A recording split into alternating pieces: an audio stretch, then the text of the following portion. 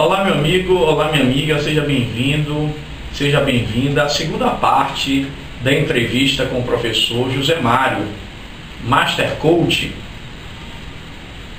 A primeira parte da entrevista, nós pudemos falar sobre coaching, nós pudemos esclarecer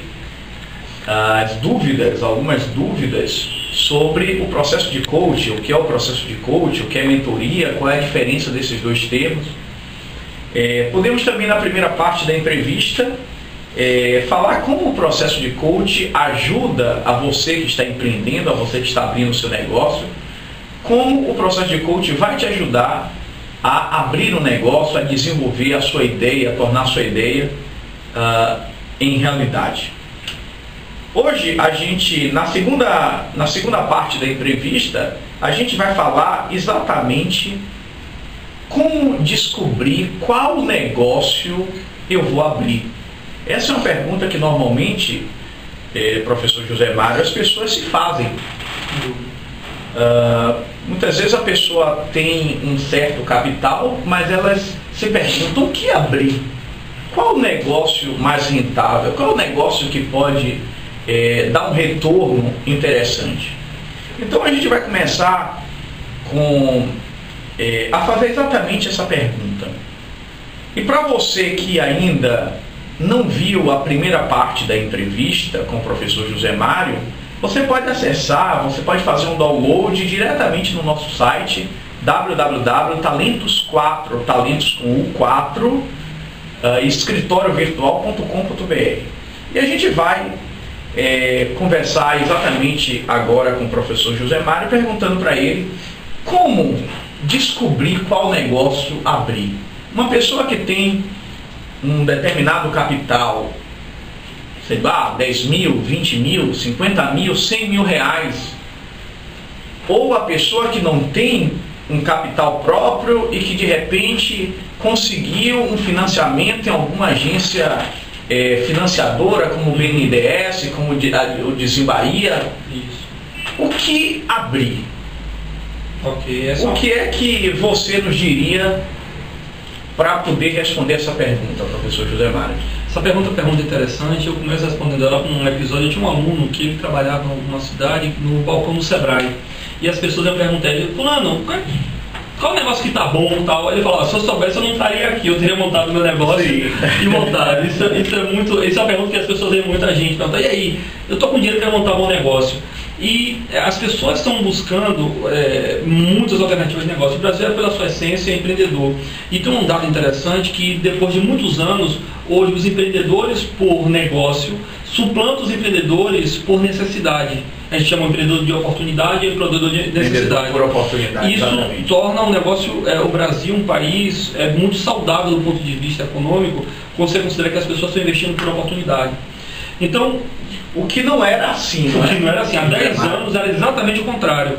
E isso, a gente tinha taxas de quebra de empresas, de falências, muito altas. A mortalidade das empresas nós tínhamos uma taxa grande de mortalidade. Em 2004, 80% das empresas quebravam em até 2 anos. Atualmente, essa taxa de mortalidade, ou seja, o quanto por cento das empresas que abrem durante aquele período que elas quebram, ela caiu para baixo de 50% nos últimos estudos que foram feitos pelo Sebrae. Me parece que o último estudo chegou até em torno de 30%. Então você tem uma redução muito disso, um movimento relativamente paralelo com a modalidade de empreendedorismo. Porque o empreendedor por oportunidade é aquela pessoa que ele não precisa do dinheiro amanhã para sobreviver. Ele monta, ele pode esperar o negócio maturar com 6 meses, 1 ano, para que ele possa retirar algo e ter uma longevidade no negócio. Já o empreendedor de sobrevivência é aquele cara que foi demitido da empresa ou conseguiu uma grana, a gente brinca que pegou os tempos, né, que fala, ou seja, pegou a rescisão, monta o negócio, só que daqui a 30 dias ele precisa daquele dinheiro de volta. Sim. E ele começa a minar o negócio. Então esse empreendedor, por necessidade, quando ele não planeja adequadamente, ele tende a ter problemas seríssimos. Então deixa eu ver se o meu telespectador, meu ouvinte, a pessoa que está nos assistindo esse vídeo, só para que a gente possa esclarecer, nós temos dois tipos de empreendedorismo. A pessoa pode empreender de duas formas. Temos o empreendedorismo por oportunidade e o empreendedorismo por necessidade. O empreendedor por oportunidade é aquele que investe de maneira mais profissionalizada, que investe utilizando um plano de negócio. E o empreendedor por necessidade é aquele que se vê obrigado a empreender e que muitas vezes não tem as ferramentas, as tecnologias gerenciais para empreender. Seria mais ou menos isso? Exatamente, aquele cara que na garagem de casa ele abre e transforma um bar, por exemplo. Não é que dizer que esses caras eles não dão certo. Existem alguns casos de sucesso, isso é fato. No entanto, os dados mostram que 80% dessas empresas elas quebram até 2 anos por falta de planejamento, principalmente. Ou seja, é um empreendedorismo mais amador. Exatamente. O empreendedorismo por oportunidade e o empreendedorismo mais profissional, seria isso? Até pela necessidade. Se eu tenho necessidade, eu não posso esperar 6 meses planejando o negócio, porque eu preciso no mês que vem pagar minhas contas. Há um estudo que diz que as empresas que têm maior longevidade, elas planejam no mínimo 6 meses. Quanto mais tempo a pessoa planeja a abertura de uma empresa, há uma tendência de conseguir ter mais longevidade no seu negócio, ou seja, se o negócio fica aberto por mais tempo. O cara de necessidade não consegue, porque ele não pode esperar 6 meses para pagar a conta do cartão que vence daqui a 10 dias. Então a primeira dica do profissional, do Master Coach, professor José Mário, é exatamente essa. Planeje. Não queira abrir um negócio de maneira afoita, de maneira impensada. Planeje o seu negócio. Se você quer ter sucesso no seu negócio, faça um bom plano de negócio, faça um bom planejamento estratégico, porque a sua probabilidade de dar certo é muito maior. Absolutamente. Mas vamos voltar, José Mário, à pergunta, né? Isso. Como descobrir? É por isso que é bom a gente estar conversando com quem entende, porque a conversa se torna rica. A gente a gente aprende muito exatamente quando a entrevista é com realmente quem entende do assunto. Mas voltando para a nossa pergunta inicial, como descobrir qual negócio a gente deve abrir? Ok. Um ponto que eu considero importante é você tem que identificar ou descobrir, entender primeiro, definir qual é a sua área de abrangência de trabalho. Por quê? Porque às vezes a pessoa fala assim, olha, eu tenho um primo lá em Natal, por exemplo, eu tenho uma família em Natal, que está ganhando muito dinheiro, sei lá, com locadora de carro. Por exemplo, não é real, isso é fictício. Aí eu falo, então eu vou botar uma locadora aqui em Salvador também. Acho que as pessoas pensam que é simples assim.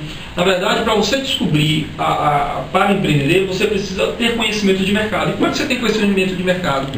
Conversando com as pessoas de uma maneira sim, porque as pessoas são muito sábias.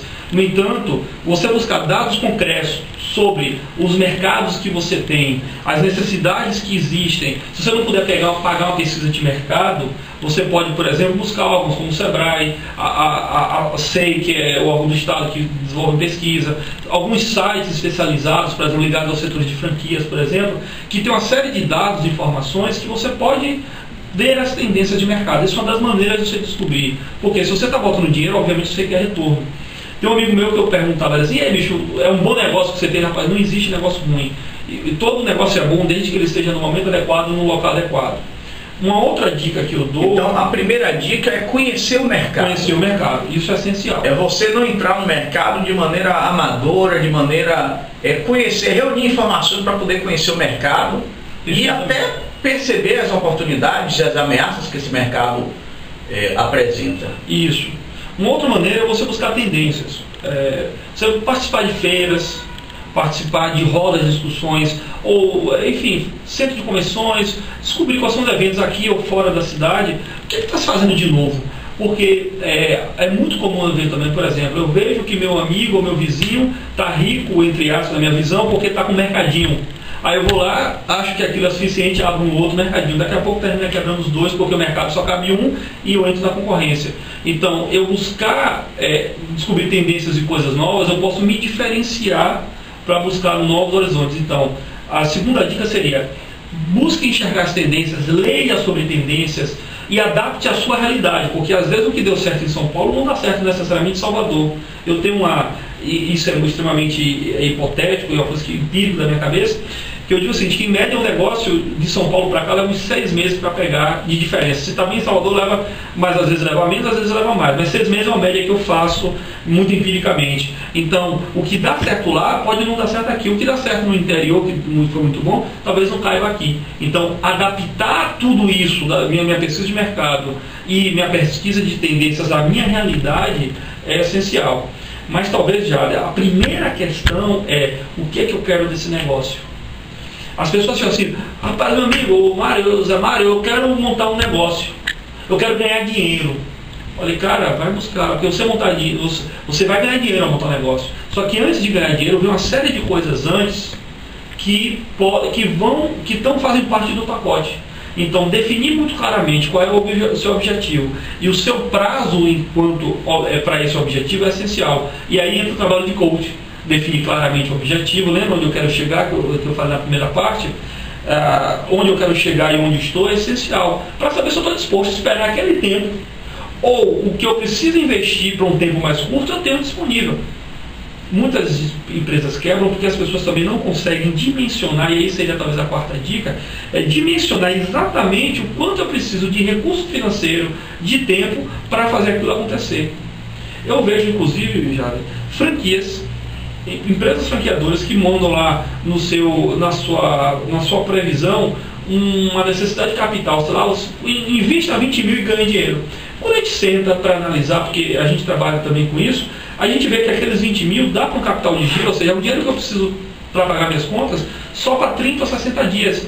E quando a gente estuda o mercado, a gente entende que a empresa às vezes precisa de 6 meses a um ano para poder chegar à maturidade. Então, o meu capital de giro não é para 60 dias, e sim para um ano. Muitas vezes. Então, quando que acontece no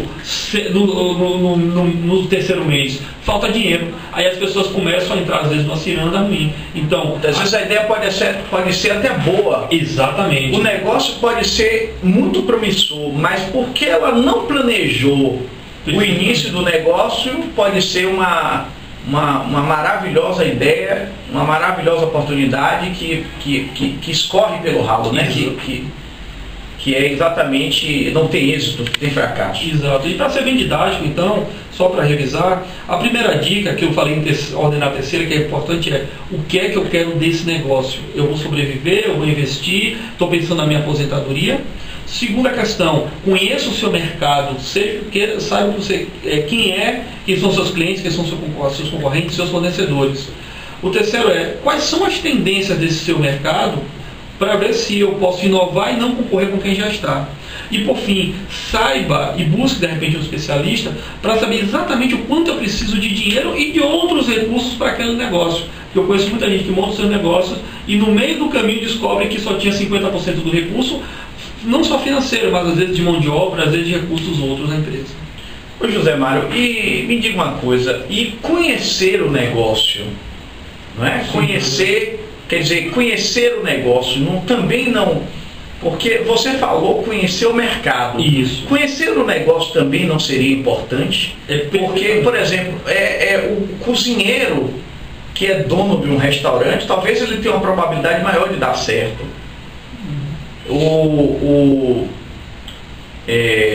Qual outro exemplo a gente poderia dar? Um farmacêutico que é dono de uma farmácia, talvez a probabilidade dele dar certo é muito maior. Eu queria lhe ouvir um pouco. Claro. Conhecer o negócio também é muito importante? Eu creio que conhecer o negócio sim, não necessariamente conhecer a operação. Por exemplo, eu conheço restaurante, para você, um chefe de cozinha, que é um tipo de cozinha, aí sim, ele saber cozinhar, porque o negócio dele depende da grife dele. Mas não necessariamente ele pode ser o cozinheiro mais exímio, mas é o cara que tem a maior capacidade de criar os sabores e fazer o relacionamento. Sim. No entanto, eu conhecer profundamente o negócio, mesmo que eu não saiba operar, é essencial. Eu preciso saber como fazer, eu preciso saber como lidar com as pessoas e como esse negócio se insere no mercado, nas suas necessidades. Então, conhecimento do negócio é essencial. Não necessariamente saber operar, mas saber fazer as pessoas operarem, aí sim, isso é o primeiro papel. Então, eu poderia dizer, então, que o empreendedor ele deve ter 2 tipos de conhecimento. O conhecimento do negócio e o conhecimento de negócio. Ok. Conhecimento do negócio seria exatamente conhecer a dinâmica do negócio. Então, por exemplo, se ele é dono de uma farmácia, conhecer como a farmácia opera, quais são as peculiaridades da legislação. Se ele é dono de um mercado, conhecer como é que é toda a estrutura de um varejo. Perfeito. Se ele é dono de um restaurante, saber onde ele deve comprar, as melhores carnes, os melhores produtos, os melhores vinhos para o restaurante dele, a melhor matéria-prima. Mas conhecer também, não só do negócio, mas conhecer também de negócio, que é exatamente conhecer de gestão, conhecer, estudar os mercados, o cenário. Então, a partir disso que o professor José Mário falou, nós podemos sintetizar que o grande empreendedor, ele conhece de negócio e ele conhece do negócio. Muito bem. E por onde descobrir como começar? Ótima pergunta. O que, diante de tanta coisa a fazer quando você abre uma empresa, por onde começar? Então eu já descobri o que é que eu devo abrir, eu já percebi que eu devo abrir algo que de alguma forma eu tenho um certo talento, já percebi que essa empresa vai me gerar uma determinada rentabilidade ao longo do tempo, mas eu não sei, diante de tanta coisa, eu não sei por onde começar. Qual é o seu conselho para a pessoa que quer abrir seu negócio? Por onde ela deve começar? Eu sempre aconselho as pessoas, quando vão montar um negócio, como já citou, montar o planejamento, isso que você citou. Eu recomendo inicialmente também priorizar a busca de resolver as questões burocráticas, porque eu vejo muitos negócios que eles começam de qualquer maneira e de maneira absolutamente informal e com muito pouco tempo e é exigido às vezes uma nota fiscal, às vezes algum tipo de regulamentação ou uma fiscalização chega de alguma maneira até ele e ele se encontra, às vezes, popularmente chama de calça curta, e às vezes você quebra um negócio por ter cometido uma infração e você ter recebido uma multa. Então eu sempre recomendo que o empreendedor que quer ter um negócio, ele precisa buscar se formalizar o mais rápido possível. Seja como empreendedor individual, que hoje o governo federal estimula através do Sebrae isso de uma maneira muito simples, seja como um micro e pequeno empresário. E eu sempre costumo dizer que eu não sou a favor da busca do ideal, da situação ideal e perfeita para se começar. Eu recomendo que as pessoas trabalhem com o concreto, o que é que temos para hoje. Então, às vezes eu não tenho como ter uma estrutura, uma mega estrutura, mas eu tenho uma estrutura enxuta. Então, por exemplo, os escritórios virtuais, como é o caso da Talentos 4, inclusive extremamente recomendado. Eu comecei minha carreira em parte como coach, utilizando a estrutura da Talentos 4, para que eu tenha uma estrutura formal, uma estrutura que passe credibilidade, porque principalmente na área de serviços, credibilidade é essencial, mas em qualquer negócio, se a estrutura física ou a maneira de contato com o cliente, qualquer tipo de contato com o cliente, que a gente nos momentos da verdade, eles são essenciais para que você consiga ter credibilidade. Então, mantenha uma estrutura simples, uma estrutura enxuta que te dê flexibilidade. Por quê? Porque naqueles meses que você tem um faturamento melhor, ótimo, sobra uma grana, mas quando cai, eu tenho uma estrutura simples, porém formalizada, eu consigo manter aquele processo sem ter uma ruptura, ou seja, sem passar aperto, se a gente falar bem no popular, sem passar aperto. Então, a busca da formalização é o primeiro passo no primeiro passo. Em paralelo a ele, porque você tem todo um processo burocrático, a formalização da sua ideia em um papel, para que você consiga estruturar suas ideias ou buscar investidores, também deve caminhar lado a lado. Que é o plano de negócio. Como, por exemplo, o plano de negócio. Que é o planejamento estratégico. Exatamente, que seria a maneira mais prática e rápida para você fazer. Porque você chega para um empresário, ou você chega para um banco, ou qualquer outra entidade que vai te ajudar a te financiar de alguma maneira, até mesmo um fornecedor, se você chegar com uma ideia, o cara vai achar muito bacana. Mas ele pode te fazer algumas perguntas que você vai ficar ali desconfortável por não ter as respostas. Se você faz um planejamento mínimo, sem grande complexidade, você vai ter pensado já de maneira mais concreta o seu negócio, com informações, e vai ser mais convincente. Então você vai ter um apoio em relação a isso. E uma coisa, Jade, que eu acho muito importante, que eu vejo as pessoas às vezes, muito orgulho, dizer, não, todo meu negócio é apenas com recursos próprios. Isso é uma crença que tem no Brasil, de que eu tenho orgulho de ter tudo sido financiado com o meu próprio bolso. É o dinheiro mais caro que tem. Porque aquele dinheiro que é o meu, daqui a 30 dias, daqui a 60 dias, eu preciso parte dele para poder me remunerar. Então, a busca de sócios, a busca de investidores, de bancos de fomento, trazem muitas das vezes, eu não estou dizendo isso como regra única e absoluta, mas muitas das vezes, uma maneira de você financiar seu início de trabalho.